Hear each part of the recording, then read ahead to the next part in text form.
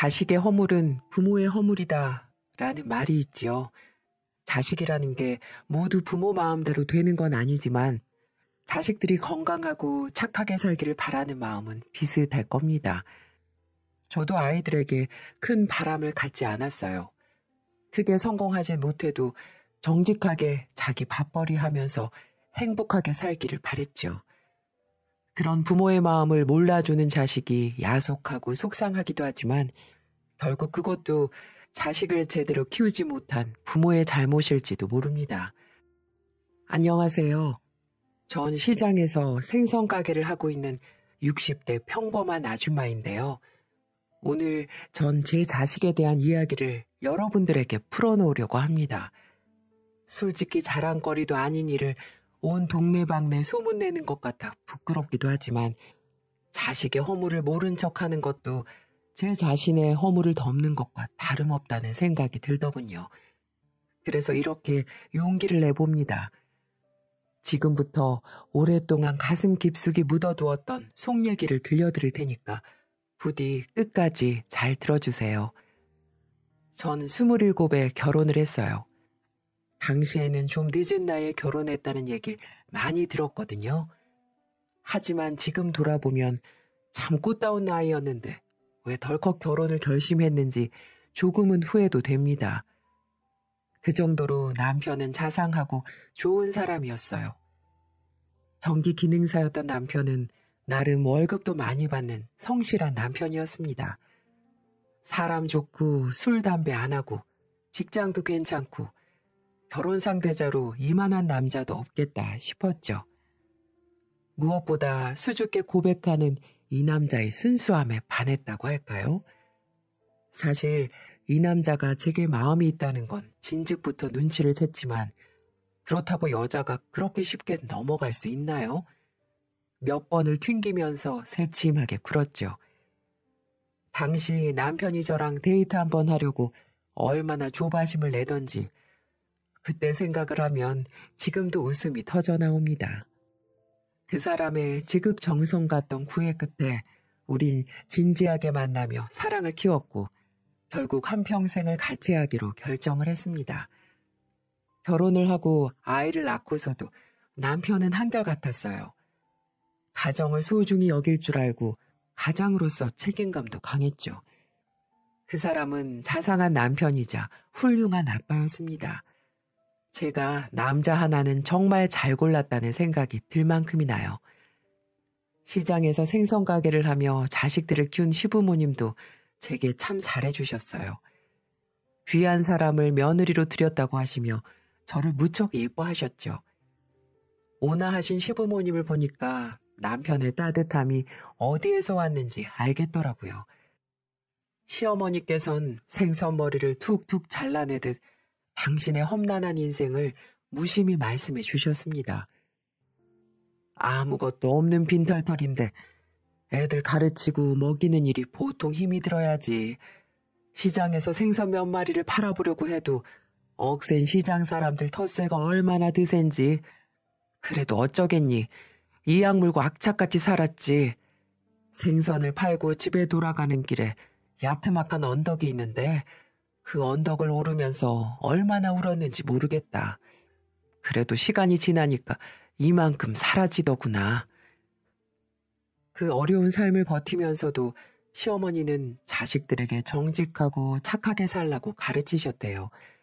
제 남편이 올곧고 성실한 사람이 된 것도 모두 시어머니의 영향 때문이었겠죠. 시어머니의 그런 말을 들으면서 저도 자식을 그렇게 키워야겠다고 다짐했습니다. 서로 형편이 비슷했던 우리 두 사람은 큰 욕심 부리지 않고 작게 신혼살림을 차렸습니다. 하지만 성실한 남편 덕분에 결혼 3년 만에 작은 아파트도 마련할 수 있었어요. 낡고 오래된 아파트였고 적지 않은 은행빚도 써야 했지만 계약서에 도장을 찍던 순간이 얼마나 좋았던지요. 세상을 다 얻은 듯한 기쁜 날이었지만 동시에 세상을 다 잃은 듯한 슬픈 날이기도 합니다. 집 계약을 한 날 가깝게 살던 시부모님을 모시고 저녁을 하기로 약속을 했습니다. 그런데 아무리 기다려도 남편이 집으로 돌아오지 않는 겁니다. 그렇게 한참을 기다리고 있는데 집으로 전화 한 통이 걸려왔어요. 불길한 예감을 애써 떨치고 수화기를 들었지만 전 남편이 사고를 당했다는 날벼락 같은 소식을 들어야만 했습니다. 그날 마지막 작업을 하던 남편이 전봇대 고압선을 잘못 건드려 감전이 됐고 급하게 병원으로 옮겨졌다는 것이었습니다. 남편의 사고는 제 생각보다 훨씬 심각했었죠. 병원으로 달려간 제게 의사는 급히 수술을 해야 할 정도로 위중하고 잘못하면 목숨을 잃을지도 모른다고 말했어요. 전 다리에 힘이 풀려 펄썩 주저앉고 말았습니다. 이제 우리 식구 안심하고 살 수 있는 집도 마련했고 행복하게 잘 살기만 하면 되는데 느닷없이 찾아온 불행에 절망했습니다. 전 의사 선생님에게 사정했어요. 제발 살려만 달라고, 우리 남편 죽지 않게만 해달라고 울고불고 매달렸죠. 그렇게 남편은 6시간이 넘는 수술을 했습니다. 천만다행으로 목숨은 건졌어요. 하지만 사고의 대가는 혹독했습니다. 남편이 그만 2 다리를 잃고 만 것이죠. 수만 볼트가 넘는 고압 전류에 큰 화상을 입은 남편은 10번이 넘는 크고 작은 수술을 견뎠습니다. 그래도 걱정 말라며 제 손을 잡고 위로하던 사람이었어요. 그렇지만 남편은 결국 양다리를 절단해야 할 수밖에 없는 상황에 이르고 말았죠. 남편이 살아있다는 것만 해도 감사한 일이었지만 멀쩡했던 사람이 이제 스스로 걸을 수 없다는 사실을 받아들이기가 참 어렵더군요. 상실감이 가장 크고 힘든 건 바로 남편 자신이었을 겁니다. 어느 날 새벽 병원에서 잠을 밑에서 청하고 있는데 제 귓속에서 오열하는 소리가 들리는 겁니다. 저는 꿈인 줄 알았어요. 요즘 매일을 정신없이 살다 보니 피곤해서 이상한 꿈을 꾸는가 보다 하고 생각을 했어요. 하지만 그건 꿈이 아니었습니다. 바로 남편이 누워서 오열하는 소리가 맞았어요. 여보, 왜 그래? 어디 아파? 간호사 불러줄까? 왜 그렇게 슬피 우는데? 여보, 나 솔직히 자신이 없어. 나 앞으로 인생 어떻게 살아야 돼?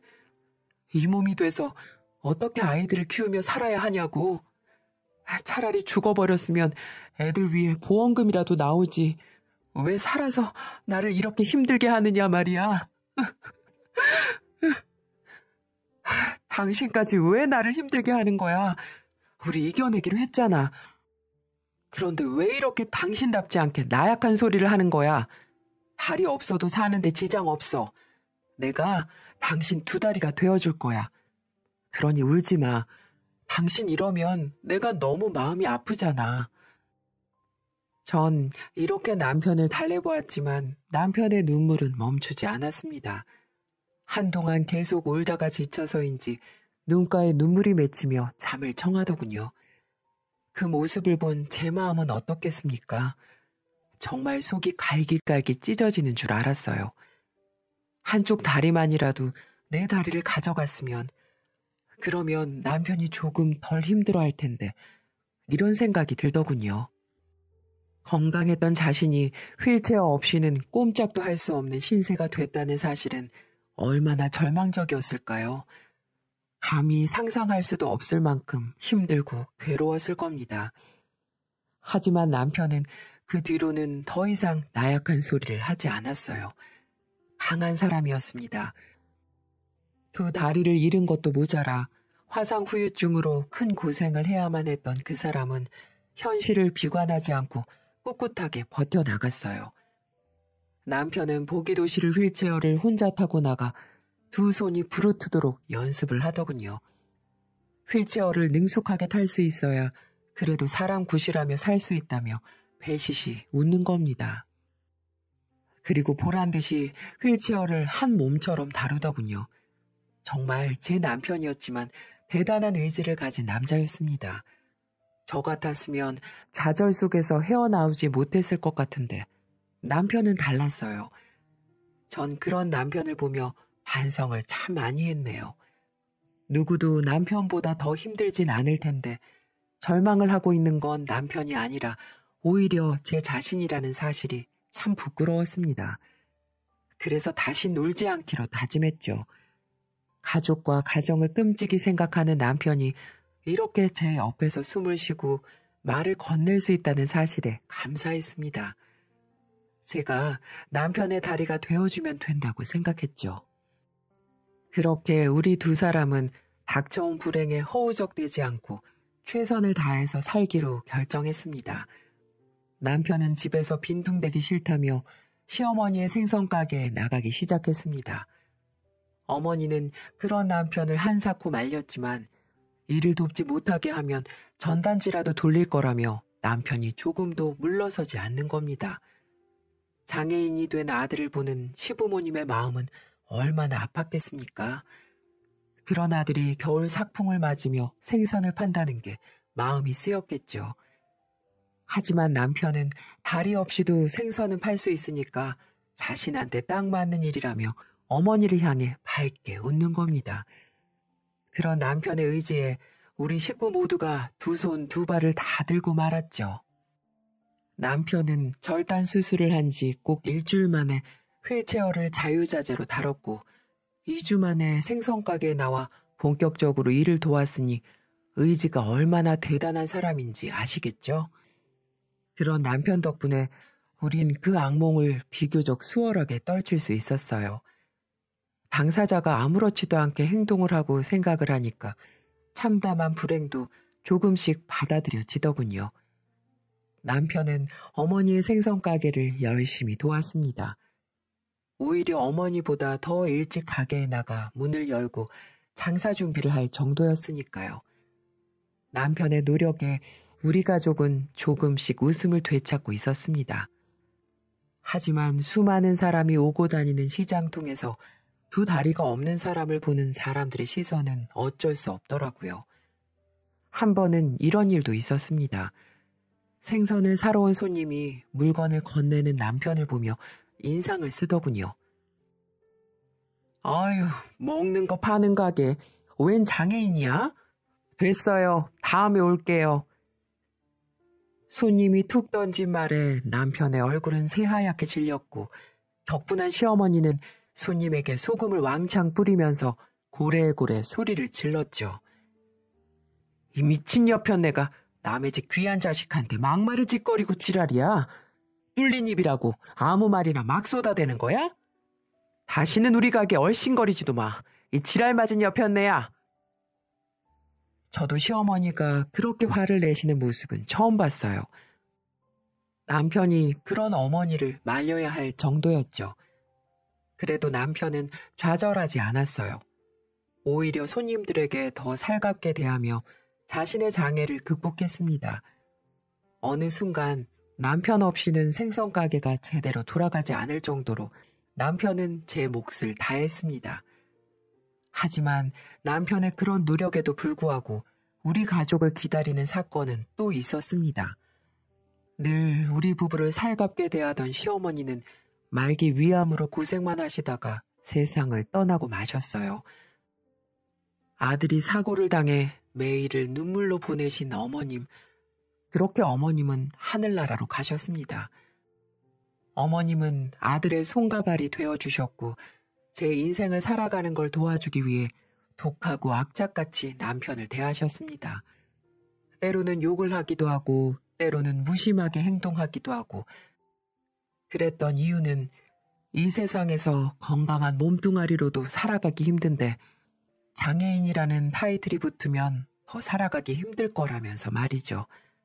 아직 우리나라는 차별이라는 굴레를 벗어나지 못했기 때문에 이 사회에서 살아남으려면 건강한 사람보다 2배, 3배는 더 열심히 살아야 한다며 가르치셨던 분이셨죠.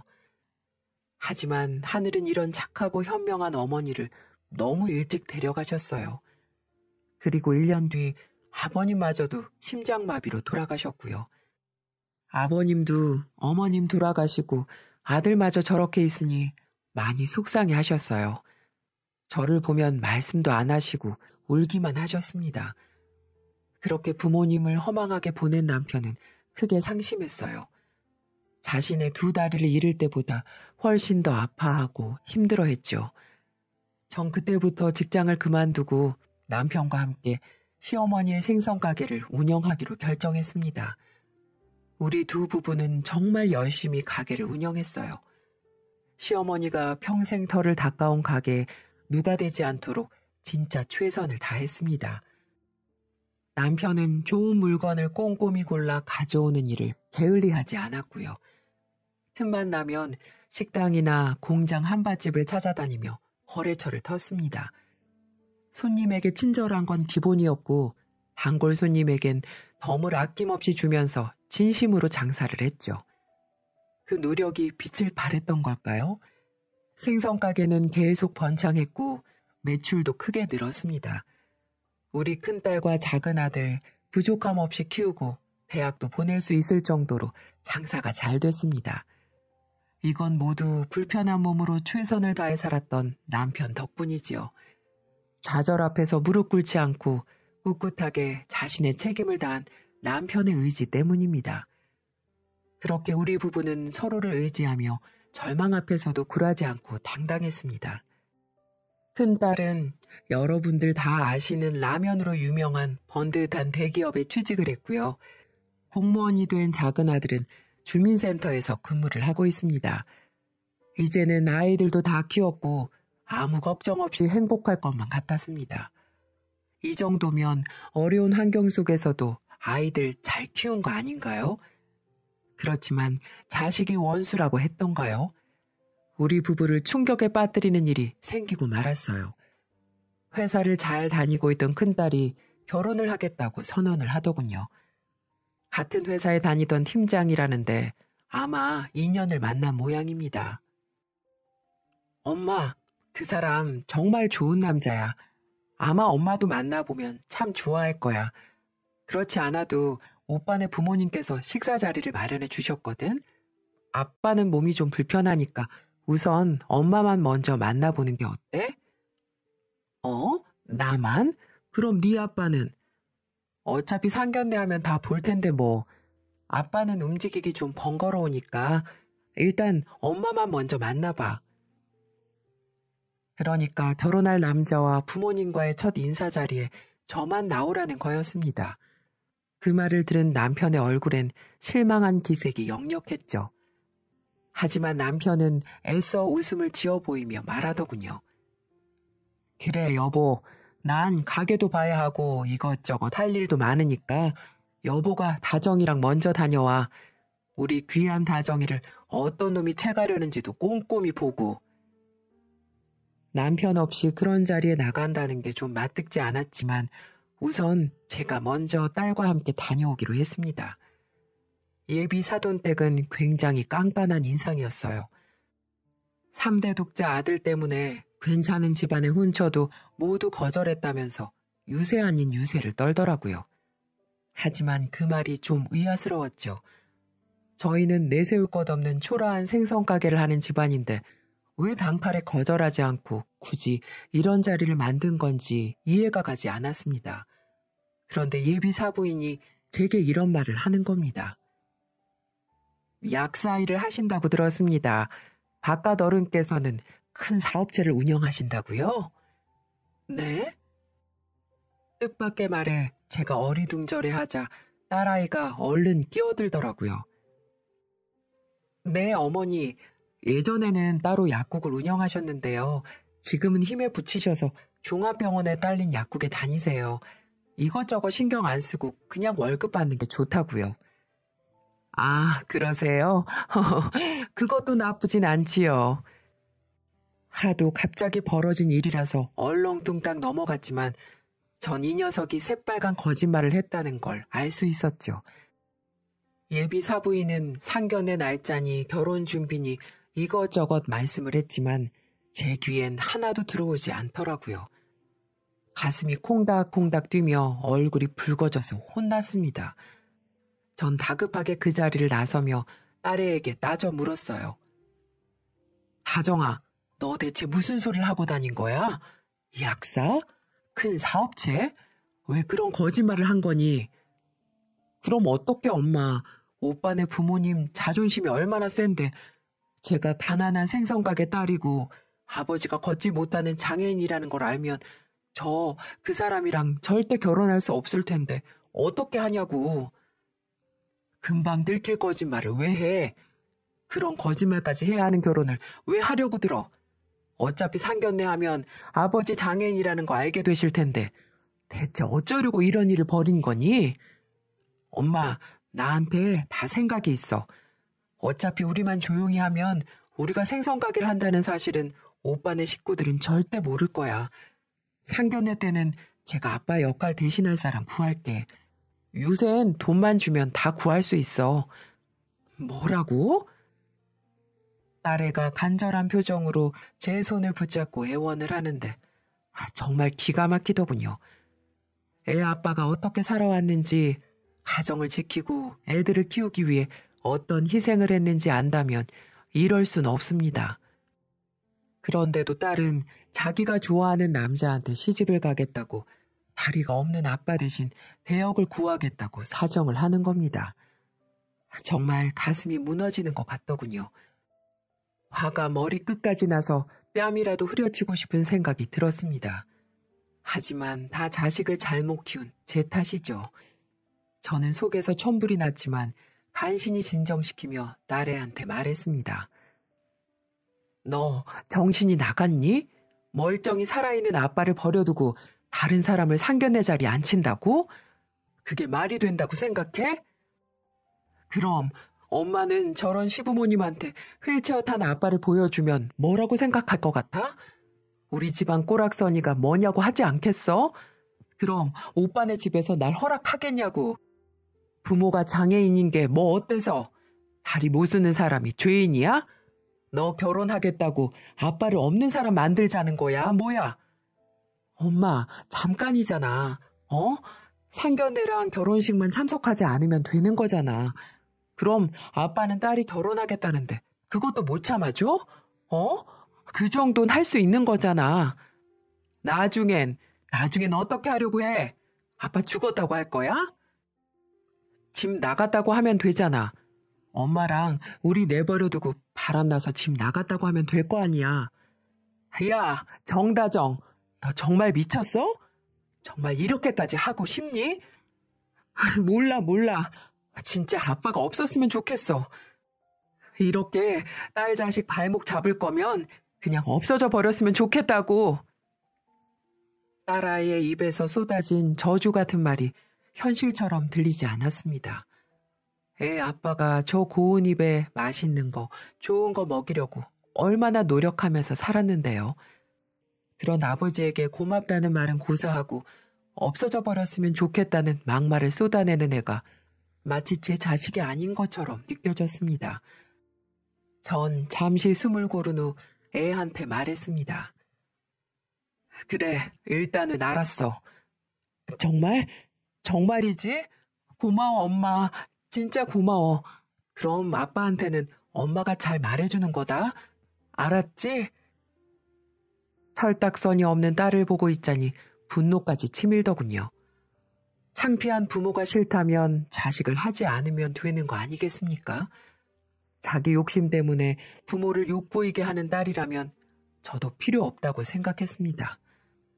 전 집으로 돌아가 남편에게 오늘 있었던 일을 말했어요. 물론 남편이 속상할 만한 말은 최대한 애둘러서 전했죠. 아무래도 다정이가 거짓말을 한 것 같아요. 당신이 큰 사업을 하고 있고 제가 약사라고 둘러댔더라고요. 뭐? 다정이가? 네, 하도 경황이 없어서 저도 얼렁뚱땅 넘어가긴 했는데 어떻게 할지 고민이네요. 그리고 제 심정만큼 남편의 표정도 복잡했습니다. 부모를 창피해하는 자식을 보면 얼마나 참담한 기분이 드는지 잘 모르실 거예요. 저희 두 부부는 이 일을 어떻게 해야 할지 한참 고민에 빠졌습니다. 상견례 날짜는 점점 다가오는데 확실히 마음의 결정을 내리지 못하겠더라고요. 그리고 약속한 상견례 날이 되었습니다. 새벽부터 꽃단장을 한 딸은 제게 목소리를 낮추며 말하더군요. 엄마, 아빠한테 말 잘했지. 내가 미용실 예약해 두었으니까 살짝 나와. 아빠 대역은 구해놨어. 알았지? 그래, 알았다. 볼일 보고 시간 맞춰서 갈 테니까 먼저 가 있어. 알았어, 엄마.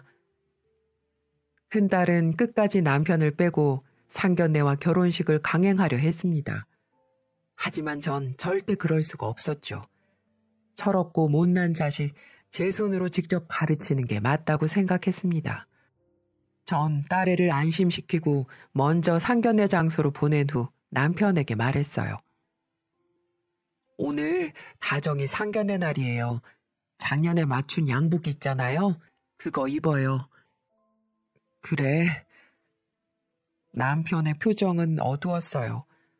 남편은 자신이 그 장소에 가는 게 맞는지 갈등하는 것 같았어요. 하지만 전 긴 말 하지 않고 남편과 함께 상견례 장소로 나갔습니다. 저는 떨려오는 심장을 부여잡고 당당하게 남편의 휠체어를 밀며 상견례 장소의 문을 열고 들어섰습니다. 그렇게 세차게 상견례 문을 박차고 들어가자 모든 사람들이 저희를 쳐다보더군요. 다들 하나하나 놀란 표정이었어요. 딸애는 가짜 아빠를 옆자리에 앉혀두곤 예비 사돈 어른들과 함께 화기애애하게 이야기를 나누고 있다 저를 보고 거의 얼굴이 하얗게 질려 저를 부르더군요. 엄마. 딸애는 진짜 아빠의 등장에 입을 다물지 못하더군요. 저는 굳은 표정으로 고개를 깊숙이 숙였습니다. 죄송합니다. 여기 계신 예비 사돈분들께 솔직히 말씀을 드려야 할 것 같네요. 우리 딸을 이렇게 시집 보내기 싫습니다. 지금 여러분들은 우리 딸에게 모두 속으신 겁니다. 모든 게 다 가짜예요. 저기 앉아있는 남자, 저는 처음 본 사람이고 여기 계신 분들한테 잘 보이기 위해 돈을 주고 대역을 맡긴 거예요. 네? 그게 무슨 소리? 말 그대로입니다. 모든 게 거짓이고 가짜입니다. 여기 이 사람이 다정이 진짜 아빠입니다. 다정이가 장애를 가진 아버지가 부끄러워서 이런 짓을 벌인 거예요. 그리고 제가 약사라는 것도 이 사람이 큰 사업을 하고 있다는 것도 전부 거짓말이고요. 저희는 시장에서 생선을 파는 사람들이에요. 부모로서 잘못 가르친 제 잘못입니다. 정말 죄송합니다. 엄마. 제 폭탄 선언에 상견례장은 그야말로 쑥대밭이 되고야 말았습니다. 사부인은 버럭 화를 내며 그 자리에서 일어났고 딸애와 결혼을 약속한 남자도 굳은 표정으로 그 자리를 떠났습니다. 모든 게 들통이 나자 딸애는 반쯤 정신이 나간 사람처럼 어쩔 줄 몰라 하는 겁니다. 하지만 이미 물은 쏟아지고 말았죠. 하지만 전 이렇게라도 일을 바로잡는 게 맞다고 생각했어요. 딸애가 도끼 눈을 뜨곤 절 죽일 듯 노려보더군요. 엄마, 대체 왜 이래? 이거 나랑 전부 끝난 얘기 아니야? 왜 이제 와서 깽판을 놓는 건데? 시끄러워. 넌 생선 파는 엄마 아빠가 그렇게 싫었니? 네 아빠가 너 키우기 위해 얼마나 열심히 살았는지 알긴 알아? 그러니까 당장 아빠한테 사과해. 엄만 딸이 좋아하는 남자랑 결혼하겠다는데 이것도 못 도와줘? 딸 결혼 망치니까 속이 시원해? 그러니까 누가 아빠 보고 다리 자르래? 누가 엄마 보고 생선 장사하라고 그랬냐고? 전 독서를 내뱉는 딸아이에게 뺨을 날렸습니다. 그리고 냉정하게 말했죠. 그런 부모 싫으면 네가 그만둬. 나도 너 같은 딸 없다 치면 그만이니까. 알았어. 누가 무섭대? 나도 비린내 나는 엄마 아빠 지긋지긋해. 차라리 혼자 사는 게 훨씬 나아. 그러니까 이참에 부모 자식 인연 끊자고. 오늘부터 딸 죽었다고 생각하면서 살아. 전 악다구니를 쓰는 딸을 두고 냉정하게 뒤돌아섰습니다. 진심이었어요. 이런 딸을 키우려고 그렇게 힘든 삶을 살았나 싶더라고요. 아무리 제 배로 낳은 자식이지만 이럴 수가 있나 싶었죠. 두 손 두 발 싹싹 빌어도 시원치 않을 판에 바락바락 대드는 딸에게 배신감까지 들었습니다. 그 뒤로 딸아이는 집에 들어오지 않았습니다. 하지만 전 개의치 않았어요. 제겐 배은망덕한 딸 자식보단 제 남편이 더 소중했으니까요. 하지만 남편은 그렇지 않은 모양이에요. 어느 날 제게 조용히 이런 말을 하더군요. 여보, 난 괜찮아. 그러니까 당신도 그만 화 풀어. 다정히 제가 욕심이 많아서 그래. 어려서부터 그랬잖아. 지도 그 남자랑 얼마나 결혼을 하고 싶으면 그랬겠어. 그러니까 우리가 이해하자. 아니, 난 그럴 생각 없어요. 지가 무슨 잘못을 했는지 똑똑히 가르쳐줄 생각이에요. 만약 잘못을 뉘우치지 않으면 나도 걔 영원히 볼 생각이 없어요. 단호한 제 말에 남편도 당황해 하더라고요. 물론 신경이 조금도 쓰이지 않았다면 거짓말이겠죠. 애지중지 키운 딸, 신세 망치고 싶은 부모가 어디 있겠습니까? 하지만 아닌 건 아니라고 생각했습니다. 잘못된 건 잘못됐다고 똑똑히 가르쳐주고 싶었고요. 그리고 며칠 후 딸에는 남편과 제가 가게 일을 보는 동안 짐을 싹 빼갔더라고요. 그 당돌한 행동에도 화가 났지만 더 큰 문제는 제 짐뿐만이 아니라 대기업에 다녀 돈도 많으면서도 물건 대금으로 따로 빼놓은 현금까지 전부 사라졌더군요. 정말 기가 막혔습니다. 부모 자식 인연 끊고 살자고 하더니만 부모 돈까지 훔쳐 달아나 버린 셈이었죠. 경찰에 신고하겠다는 절 남편이 뜯어 말렸습니다. 그냥 내버려 두자고 그 돈으로 오피스텔 정도는 구해야 하지 않겠냐며 절 설득했습니다. 전 겨우 분을 삭히고 진짜 딸 자식 없다고 생각하기로 결심했어요. 하지만 부모 마음이라는 게 어디 그런가요? 그 이후 딸한테선 3년 동안이나 연락이 없었습니다. 그쯤 되니까 슬슬 걱정이 들긴 하더라고요. 다행히도 딸은 남동생과 간간히 연락을 주고받는 걸로 보였어요. 그래서 걱정돼서 잘 지내냐 물어보니 충격적인 말들을 들어야 했습니다. 전 정말 딸이 너무 괘씸해 딸 얘기만 나오면 눈 닫고 귀 닫고 평생 안 볼 생각이었거든요. 제 생각대로 딸애는 그 뒤로 파혼을 당한 모양이었습니다. 남자의 부모뿐만 아니라 그 남자와도 헤어졌다고 했죠. 그리고 작은 아들이 심각한 표정으로 덧붙이더군요. 엄마, 이제 누나 좀 용서해줘. 누나, 그때 다니던 회사에서도 소문이 안 좋게 나서 그만둔 모양이야. 그 팀장이란 사람이 사기 결혼 당할 뻔했다면서 회사에 소문내고 다녔나 봐. 어떻게든 돈을 쓰며 그 남자 마음을 바꿔보려고 했지만 실패했나 보더라고. 그래서 회사도 버티다 눈치 보여서 그만뒀대. 그만둔 지 2년도 넘었어. 그래서 지금은 돈도 떨어지고 작은 고시원에서 지내고 있어. 뭐? 고시원? 한숨이 절로 나왔습니다. 3년 전 그때 파혼을 당한 것도 모자라 회사에서 부모 팔아넘긴 자식이라고 소문이 나 집단으로 왕따를 당하고 쫓겨난 모양입니다. 그 소식을 들은 저는 죄책감 비슷한 감정이 들면서 잠을 이룰 수가 없었어요. 이게 부모의 마음일까요? 저는 견디다 못해 딸애가 지내고 있다는 고시원으로 찾아갔습니다. 전 딸애를 보곤 깜짝 놀랐습니다. 딸애는 몰라볼 정도로 피폐해져 있었죠. 그리고 그 작은 고시원에는 소주병이 쓰레기처럼 널려 있었어요. 뭐하러 왔어? 나 다신 안 보고 살 거라며. 미친년, 이런 꼴로 살 거면서 집은 왜 나가서 사서 고생이야? 그 회사 그만뒀으면 다른 데 취직해서 다시 살아야 할 거 아니야. 네가 학력이 안 좋니? 뭐가 안 좋니? 몰라, 난 내버려도 어차피 나 죽을 텐데 뭐. 네가 왜 죽어? 누가 너 죽인대? 그러자 방바닥에 주저앉은 딸애가 눈물을 쏟더라고요. 나 죽는데. 나 급성 신부전이래. 이식 안 하면 죽을 수도 있대. 갑작스런 말에 정신을 차릴 수가 없었습니다. 젊은 애가 급성 신부전 말기라니요. 이제 30대인데 급성 신부전이라니. 전 나중에 알게 됐어요.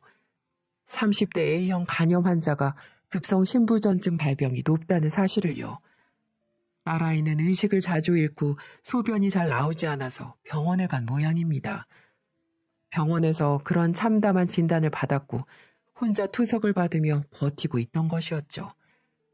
너무 황당해서 말이 안 나오더라고요. 마치 애가 아픈 게 제 탓인 것 같아 속이 쓰렸습니다.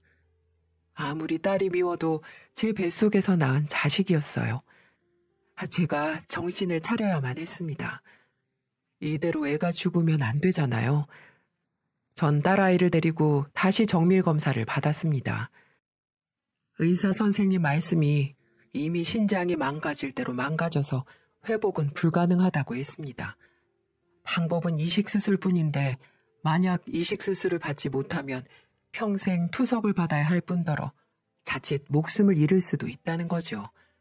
망설일 것도 없었습니다. 제 신장 떼줄 수 있다면 당장 떼어줄 수 있었어요. 못나고 배은망덕한 자식이지만 제 귀한 자식인 건 틀림없었으니까요. 저는 곧바로 조직 적합 검사를 했어요.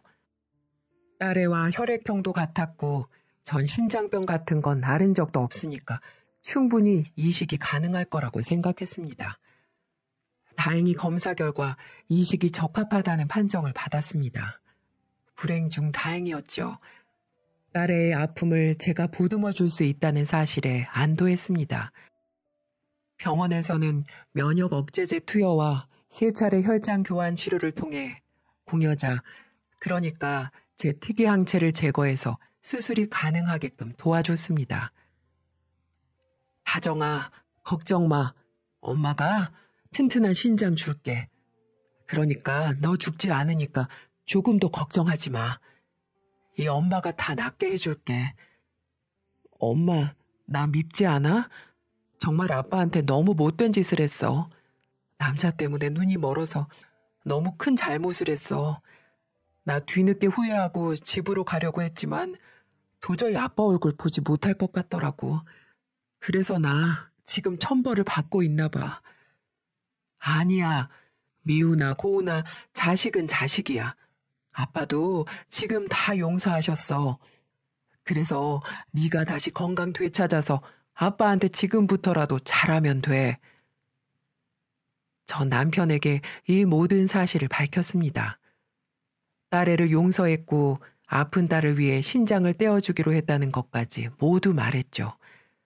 그리고 남편에게도 우리 아픈 딸 용서하고 받아주자고 부탁했고요.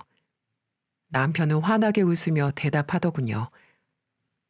난 다정히 진즉에 용서했는걸. 나 하나도 서운하지 않아. 그러니까 당신도 잘 생각했어. 여보. 부모 자식이란 인연이 참 그런가 봐요. 처음엔 그렇게 미웠던 딸애가 왜 그렇게 안쓰럽고 미안하게 생각되던지, 혼자 아픔을 견디느라 얼마나 힘들었을지 생각하면 제가 못난 짓을 한 것 같다는 생각에 눈물이 앞을 가리더라고요. 하지만 이제 다 됐다고 생각했습니다. 제가 신장을 떼어주고 딸애가 건강해지면 다시 예전처럼 돌아갈 수 있을 테니까요. 그리고 수술을 앞두고 있던 전날 밤 남편은 제 손을 꽉 잡고 말했습니다. 여보, 미안해. 당신을 이렇게 무서운 수술실로 들어가게 해서. 당신은 내 아내이자 내 소중한 스승님이야. 당신이 없었으면 난 이미 이 세상에서 죽은 몸이고 살아갈 이유도 없었을 거야. 그러니 당신도 내일 힘내고 꼭 밝은 모습으로 나와서 우리 제주도 여행 가자. 당신 가고 싶어 했잖아. 꼭 약속해줘. 남편은 저보다 제가 수술받는 사실이 무서웠나 봅니다. 남편도 조직 검사를 해봤지만 일치하지 않았어요. 그로 인해 남편은 큰 상심을 했었죠.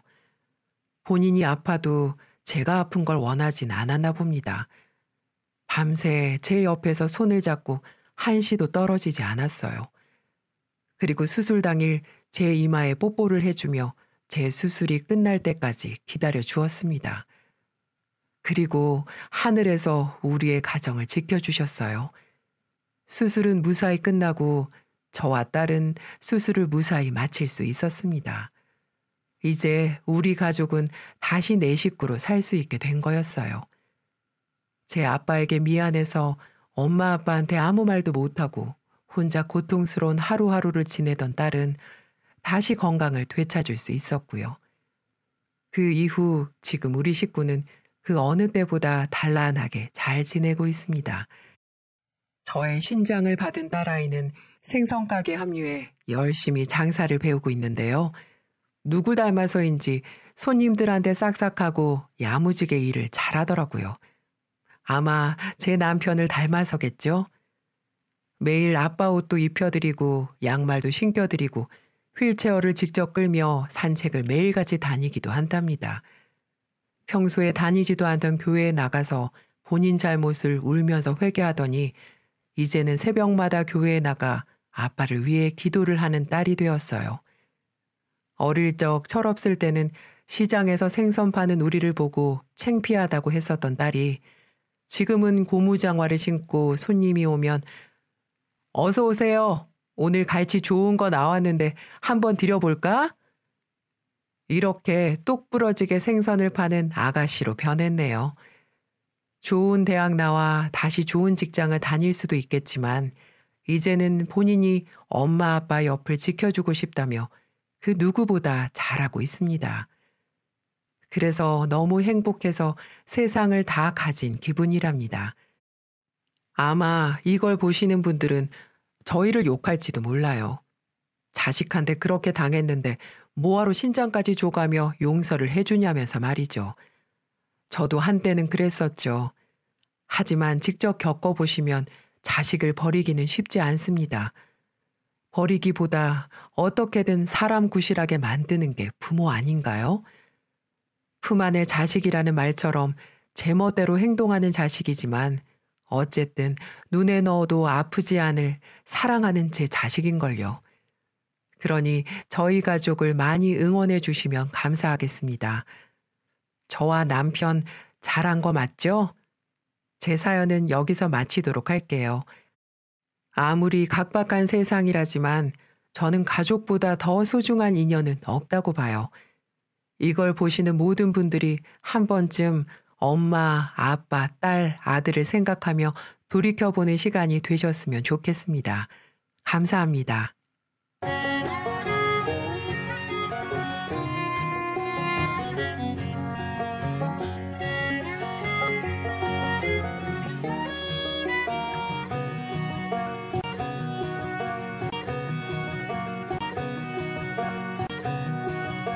그 부부는 이 일을 어떻게 해야 할지 한참 고민에 빠졌습니다. 상견례 날짜는 점점 다가오는데 확실히 마음의 결정을 내리지 못하겠더라고요. 그리고 약속한 상견례 날이 되었습니다. 새벽부터 꽃단장을 한 딸은 제게 목소리를 낮추며 말하더군요. 엄마, 아빠한테 말 잘했지? 내가 미용실 예약해 두었으니까 살짝 나와. 아빠 대역은 구해놨어. 알았지? 그래, 알았다. 볼일 보고 시간 맞춰서 갈 테니까 먼저 가 있어. 알았어, 엄마.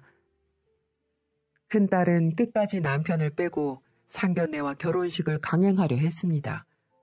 하지만 전 절대 그럴 수가 없었죠. 철없고 못난 자식 제 손으로 직접 가르치는 게 맞다고 생각했습니다.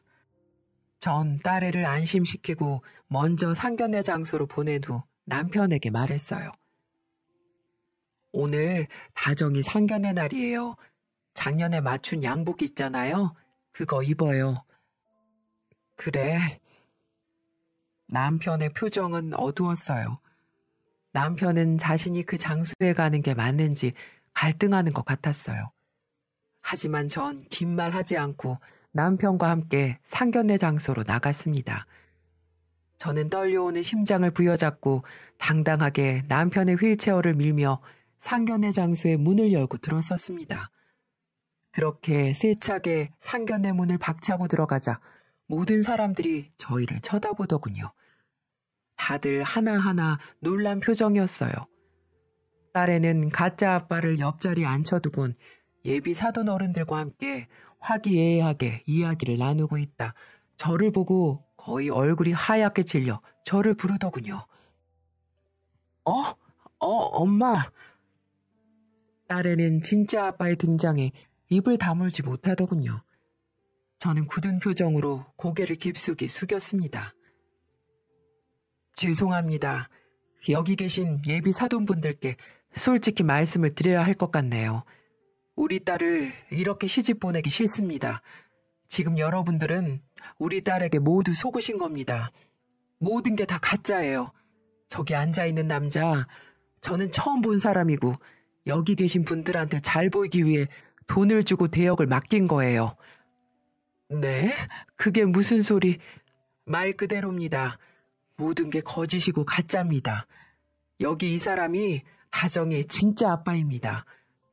다정이가 장애를 가진 아버지가 부끄러워서 이런 짓을 벌인 거예요. 그리고 제가 약사라는 것도 이 사람이 큰 사업을 하고 있다는 것도 전부 거짓말이고요. 저희는 시장에서 생선을 파는 사람들이에요. 부모로서 잘못 가르친 제 잘못입니다. 정말 죄송합니다. 엄마. 제 폭탄 선언에 상견례장은 그야말로 쑥대밭이 되고야 말았습니다. 사부인은 버럭 화를 내며 그 자리에서 일어났고 딸애와 결혼을 약속한 남자도 굳은 표정으로 그 자리를 떠났습니다. 모든 게 들통이 나자 딸애는 반쯤 정신이 나간 사람처럼 어쩔 줄 몰라 하는 겁니다. 하지만 이미 물은 쏟아지고 말았죠. 하지만 전 이렇게라도 일을 바로잡는 게 맞다고 생각했어요. 딸애가 도끼 눈을 뜨곤 절 죽일 듯 노려보더군요. 엄마, 대체 왜 이래? 이거 나랑 전부 끝난 얘기 아니야? 왜 이제 와서 깽판을 놓는 건데? 시끄러워. 넌 생선 파는 엄마 아빠가 그렇게 싫었니? 네 아빠가 너 키우기 위해 얼마나 열심히 살았는지 알긴 알아? 그러니까 당장 아빠한테 사과해. 엄만 딸이 좋아하는 남자랑 결혼하겠다는데 이것도 못 도와줘?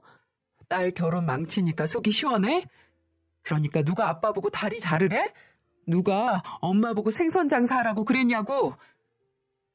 전 독서를 내뱉는 딸아이에게 뺨을 날렸습니다. 그리고 냉정하게 말했죠. 그런 부모 싫으면 네가 그만둬. 나도 너 같은 딸 없다 치면 그만이니까. 알았어. 누가 무섭대? 나도 비린내 나는 엄마 아빠 지긋지긋해. 차라리 혼자 사는 게 훨씬 나아. 그러니까 이참에 부모 자식 인연 끊자고. 오늘부터 딸 죽었다고 생각하면서 살아. 전 악다구니를 쓰는 딸을 두고 냉정하게 뒤돌아섰습니다. 진심이었어요. 이런 딸을 키우려고 그렇게 힘든 삶을 살았나 싶더라고요. 아무리 제 배로 낳은 자식이지만 이럴 수가 있나 싶었죠. 두 손 두 발 싹싹 빌어도 시원치 않을 판에 바락바락 대드는 딸에게 배신감까지 들었습니다. 그 뒤로 딸아이는 집에 들어오지 않았습니다. 하지만 전 개의치 않았어요. 제겐 배은망덕한 딸 자식보단 제 남편이 더 소중했으니까요. 하지만 남편은 그렇지 않은 모양이에요. 어느 날 제게 조용히 이런 말을 하더군요. 여보,